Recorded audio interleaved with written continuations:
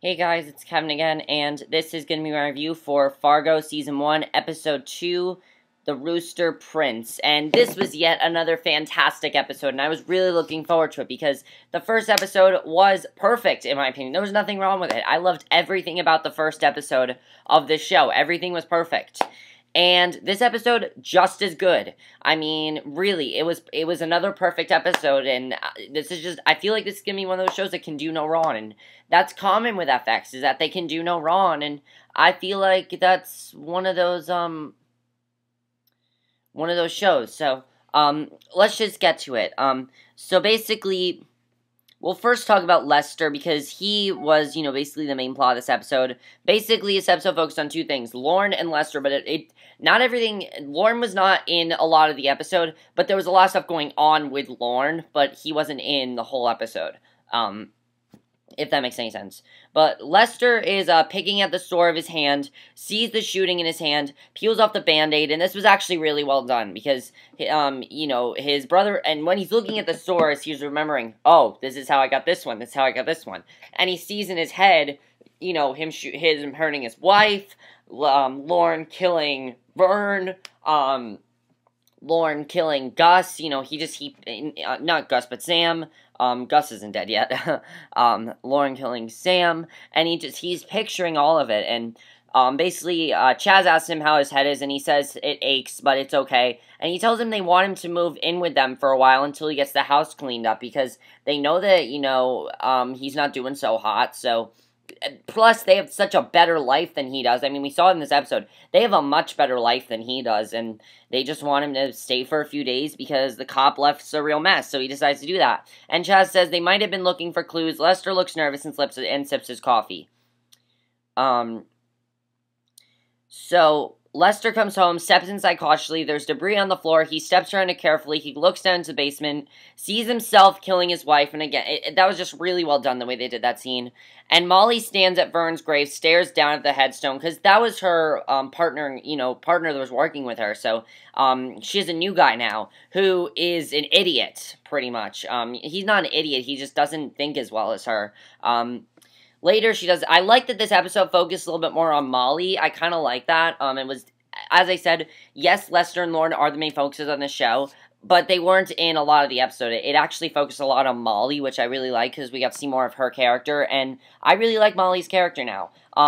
She's doing the dishes... she's doing the dishes at Vern's house for his wake. His wife comes to chat with her, and she says he told her once about a guy that got his skull crushed by a giant hailstone while drinking a milkshake. And Molly asks what flavor, and she says strawberry. And Molly tells her that her dad got shot at a traffic stop, and they came to tell her at school when she was in algebra, but at least he was okay, and they caught the guys. So Bill comes to tell Ida that they have a schedule all worked out, so they can get her to the hospital when she goes into labor. Molly tells Bill that they should go talk to Lester about Vern's death. He tells her he went to school with Lester, and he fainted when a girl got her period at school. And Bill says that Hesmer is about regional trucking, and it has nothing to do with the massacre at Lester's. He says he thinks it was a drifter, basically, and that's pretty funny. Basically what he's saying is that Lester's harmless. I wouldn't suspect he did any of this. I don't think he would. And I thought that was definitely interesting with Bill. But the thing is, Bill's character is really interesting because he's not suspecting that Lester did it. And Lester goes into, because Lester, he's really just this innocent guy, as we saw. He's very cowardly. He's very,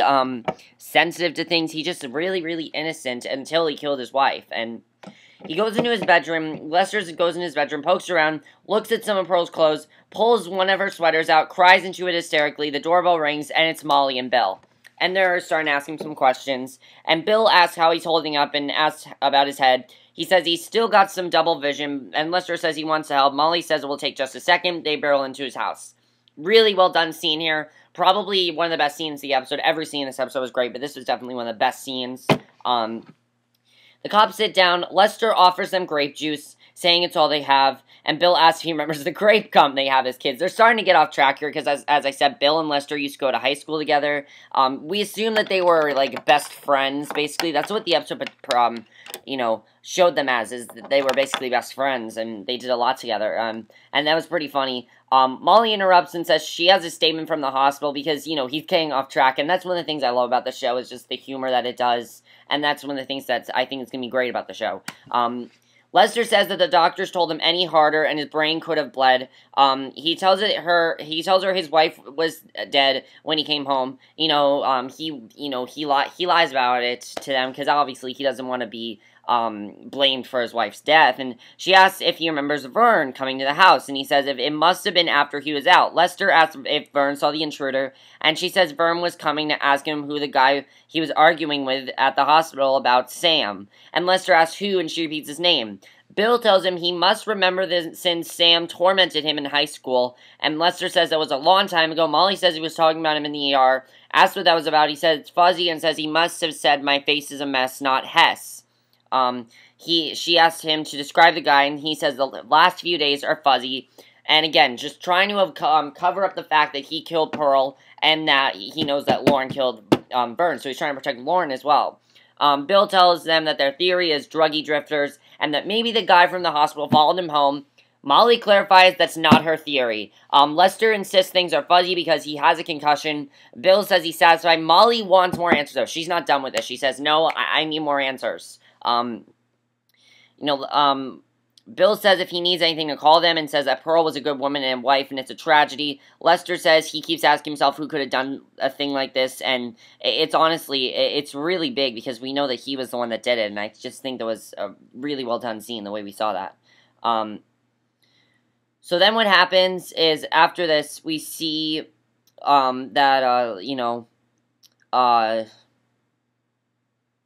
Bill calls Molly over, asks if they're on the same page about Lester and the case, because you can clearly see that they're thinking differently about this. And he tells her to focus on the break and enter, and calls other towns to see if they had similar crimes. He tells her to call the Statties to see if they had any traffic stops with head wounds, and he tells her to leave Lester alone.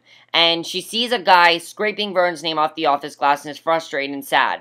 She peers down into his basement, heads down, pulls the washer out, opens the back, pulls out the hammer he killed his wife with, and looks, and, Lester's looking at it, because, Lester is just, he's remembering everything, and he's really upset that he did this.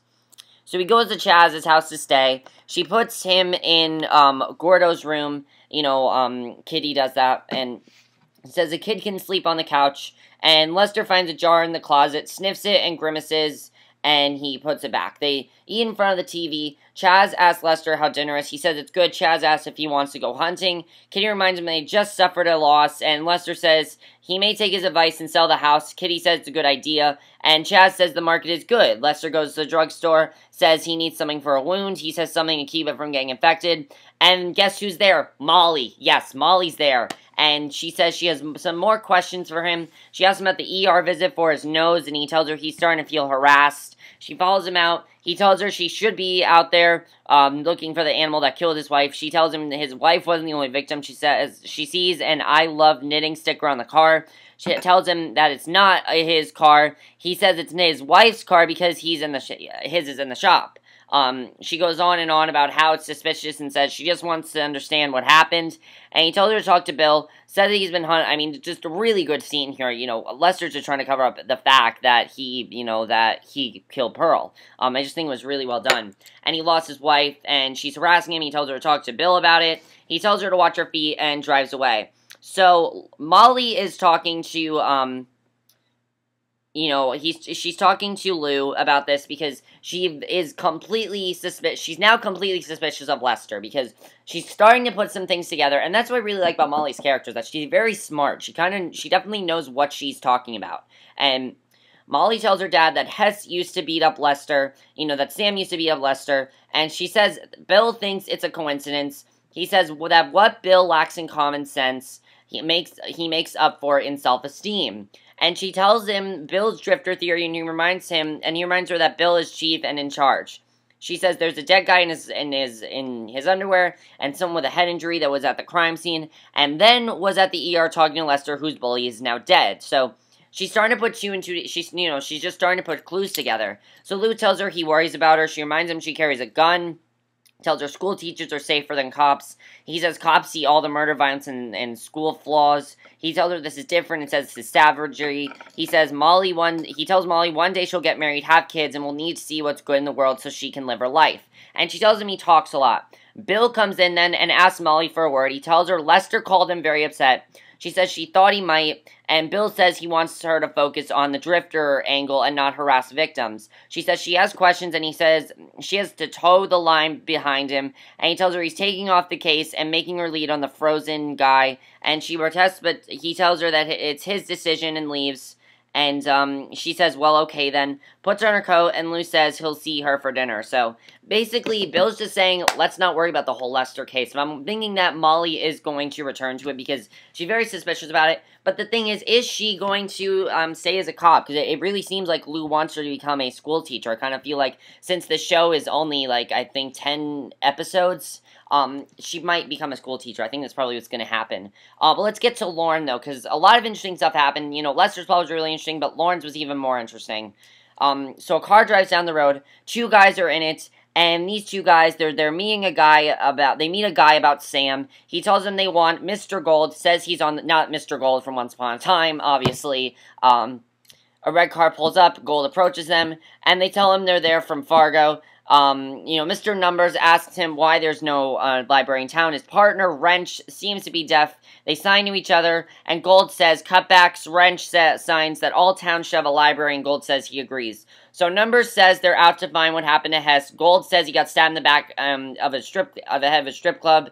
And that sets off several minutes of signing between the two guys. By the way, very weird way to start the episode. I thought we would have started with Lorne or something, but I was kind of confused about what was going on, but then I understood. Numbers asked if it was connected to the business, but Gold doesn't think so. He says it was a guy that came by the garage that wanted to take a look at Sam, then he left, and more signing. Gold tries to talk, but Numbers tells him to hang on while he signs, and Gold tells them Hess was his friend. He says he was a jerk and asks them if they're going to find the guy that did it. More signing. Wrench motions a throat-slashing sign, and Numbers says we'll find him. So, basically, there wasn't too much Lorne in the episode, as I said, but there was a lot of, stuff about Lorne.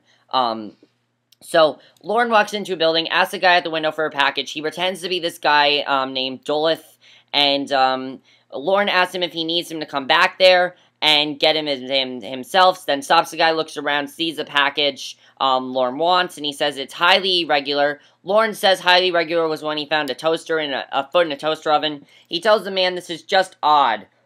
He holds out his hand, and the guy hands the package over. And he tells the man to have a blessed day. So, at the grocery store, Lorne parks his car, puts the book in the briefcase, gets out and goes inside. The book is on sale. The author is Stavros Milos, and the king of the grocery game in Minnesota. So he decides to talk to, and he ends up talking to this guy. Milos is talking to Lorne in his office at the back of the store, telling him it all started here. So, Lorne asks who the guy behind him is, and he says Semenko, head of security, and he tells Lorne the guy was on the Oilers Farmer League, and Lorne asks him about the blackmail letter he got, and Milo says it was him, says it was on his windshield, and says, I know about the money. Milo says he doesn't need to know what it means to take care of it. Lorne asks why the ransom guy is so specific, and Milo says maybe the guy needs to pay off his student loans.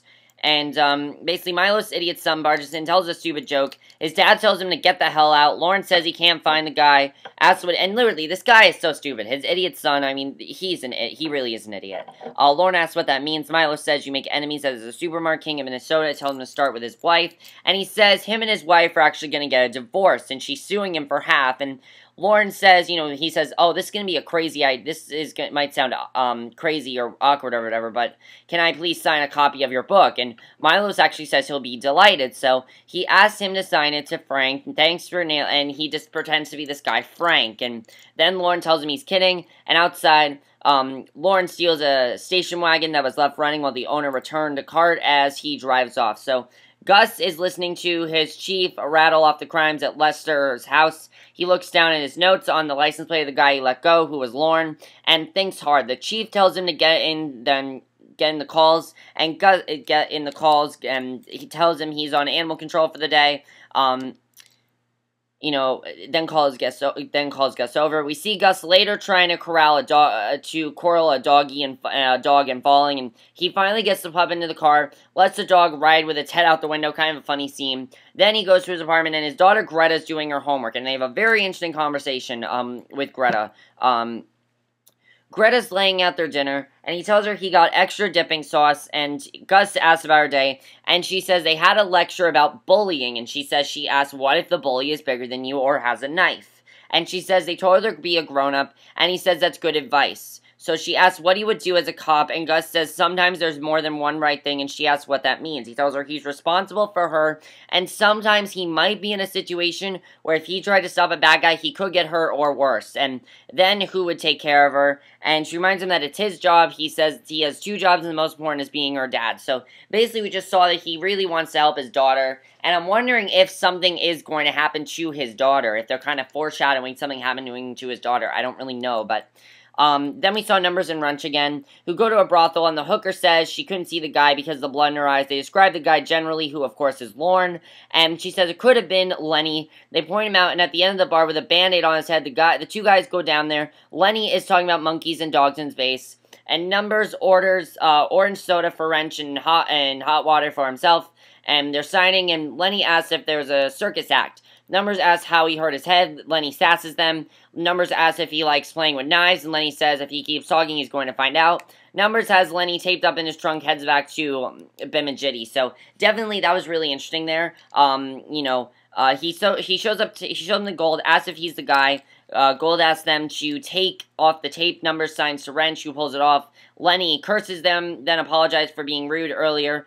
Gold says he doesn't think it's him. They close the trunk and leave. And then Lorne comes to see Milos' wife, tells her he works for her divorce attorney, and he finds her with her trainer boyfriend. He shakes his hand, and which comes away brown, and she completes her workout, starts her cool down, and basically the kid hugs his mom like a little kid, and Dawn tells Lorne their sweet pair. So then Lorne listens to the message that Lester left him over and over. He stares at the ransom note, then looks at the brown on his hand from the bronzer. There's a knock at his hotel room, goes to enter, and it's Wally, who tells him to pack up and leave town. Before he beats his ass, he says he made some calls and tells him that he's the guy, not him. He says 20 years he's worked for the king, so he's the prime minister. Lorne sits down, and on the toilet, he sits down on the toilet. Wally tells him it's disgusting. Lorne opens Milos' book, starts to read while he's in the bathroom, and Wally says he's on to him and he's been warned, and the guy leaves. So I'm wondering if I'm thinking Lorne's gonna kill Wally, because as I said before, Lorne doesn't listen to people's shit. He doesn't take shit from people. And then the very last scene of the episode, very, very interesting. Numbers and Wrench pull Lenny out of the trunk, because we were trying to figure out what they were going to do with him, and it's really harsh what they do. He struggles with them, and they drag him out into the snowy field, and I'm just wondering, what are they going to do to him? I thought they were going to kill him or something. It's a lot worse. They have this drill device that cuts down through the ice, and they untape Lenny, drag him right into the hole in the ice head first, and then they head back into the car. So that was basically this episode, and I thought it was a fantastic episode. A lot of stuff I loved about this episode. I'm thinking that Molly is going to find out that Lester killed Pearl, especially from this. I am wondering if Molly's going to end up becoming a school teacher, because that's what her father wants her to do, and she wants to, support, she wants her father to be happy and proud of her. Also, what's going to happen with Lorne and Wally? I'm thinking he's going to kill this guy. Gus, is something bad going to happen to Greta because of that conversation they had? I'm not really sure. And also, I think that's pretty much it for the episode. But again, fantastic episode. Loved every minute of it. I love where this show is going. By far one of the best shows, probably the best show FX has right now. I will say that. Besides The Americans, best show they have. That's it for my review. I hope you enjoyed it. And I'll see you guys in my next video, which will be my review for Arrow. So see you then. Bye.